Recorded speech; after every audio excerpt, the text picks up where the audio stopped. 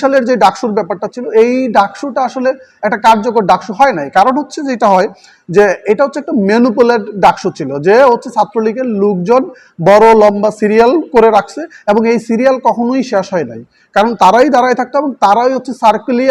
আবার ভোট দিতে যাইতো। তো এই যখন অবস্থা হয় তখন দেখা যাচ্ছে খুব বেশি লোকজন হচ্ছে ভোট দিতে পারে নাই, কারণ হচ্ছে তারা এমনভাবে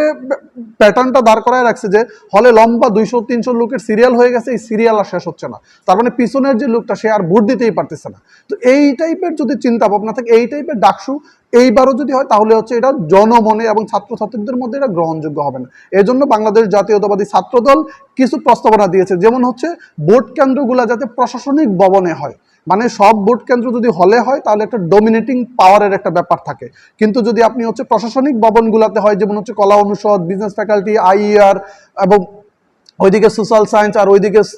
সায়েন্স ফ্যাকাল্টির যে ফ্যাকাল্টিগুলো, ওই দিকে যদি আপনি ভোট হয় তখন কি হবে, হলের যে একটা প্রভাব এইটা থেকে বের হয়ে আসবে। আর ঢাকা বিশ্ববিদ্যালয়ের বেশিরভাগ শিক্ষার্থী হলের বাইরে থাকে, তারা হচ্ছে তাদের